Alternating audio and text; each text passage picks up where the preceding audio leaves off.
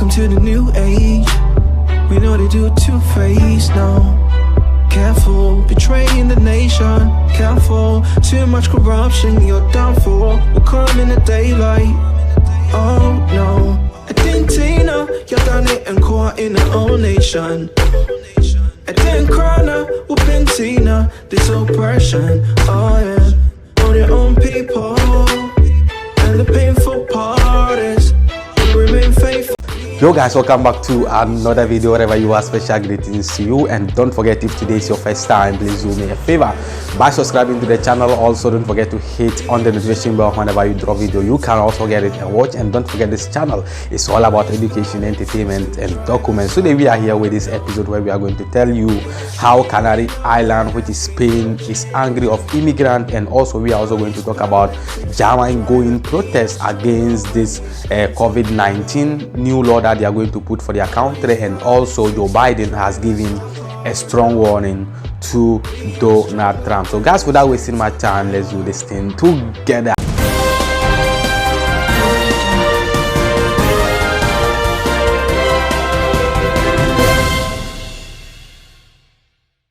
Yo guys, as I said before, Canary Island is the port of Spain where immigrants are arriving nowadays. But now they are saying a lot of immigrants are stranded over there. They said only this year they have rescued like 16,000 immigrants, which is a huge number that you guys know, you understand. But now they are saying they have over 2,000 and plus people over the sea, at the port, and then they want to, distribute them or transfer them to, the parts of Spain. But now they are calling on the central government, but the central government is not responding, you understand. So now the immigrants are stranded over there. That means they say that place, the facilities like going to toilets, running water is something difficult around that Canary Island, you understand, where they rescue them. So they are calling on the central government so that the central government can try to share these immigrants so that the port would be, somehow free, you understand, so that this immigrant can also enjoy the facilities. Because now where they are living now, even running water is very difficult, and then they don't have enough spaces for them, to even go private, you understand. So this Canary Island people try to give their what they have now, because they say they don't want to give the pressure, they don't want to give pressure to the government, the central government, you understand. But they are still waiting so that the central government can share these immigrants so that the port can be free. Because now if another immigrant arrive, they don't know what to do, you understand. They don't know what to do again, because people are there, and then they say they even transfer some 200 people from that place, so that I think the number can reduce, so that this immigrant can also have some spaces, you understand. And then, we are in this pandemic where we need to maintain distance, you understand. So if they are congested like this, even their healthcare is going to be something difficult. So guys, let's go and watch that video. When we are back, we will give you the rest of the update, so stay tuned. Spain's Canary Islands may be known as a popular holiday destination, but they're now making headlines for another reason. An estimated 16,000 migrants have landed there so far this year. That's half that number came in October alone. And authorities are struggling to cope with the increase in numbers. Jaime Velasquez has this report. The situation here at the Arguineguín port is absolutely unbearable, with hundreds of migrants forced to stay here up to 10 days with very limited access to electricity, with no running water, and just a few toilets for, at the moment, 2,300 migrants that are staying on this pier. The police had to release 200 of them yesterday because they needed to make some space for the new arrivals. The migrants walk free through the town, and that created a lot of tensions with locals. They managed finally to get them a hotel, but with more than 4,000 migrants already living in nearby hotels, the central government has admitted that it's running out of space. Even speeding up repatriations and putting together some other facilities here, the arrivals will clearly outnumber the departures here. This is why local authorities are demanding the central government to relocate them to other places in Spain, but the central government is reluctant to do so. They don't want to send a message that if you come to the Canary Islands, you will make it to the continent.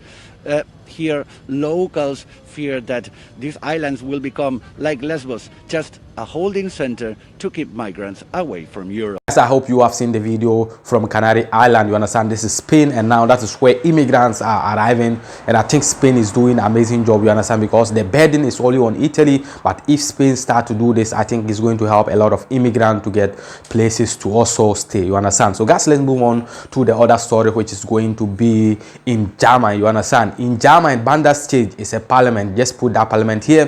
That's the parliament house of Germany, you understand. They went to the parliament house to make some new laws for this COVID-19 so that they can stop many infections of this COVID-19. But during their meeting in parliament, the angry citizens just went to the parliament and they were saying that no new law. They are saying they are protesting against anti-lockdown, because at the end of the day, I think the new law is going to be on lockdown, you understand. But this citizenship of this country, that is Germany, especially in Berlin, say this Bundestag, that is the parliament, they don't want that new law that they are going to pass.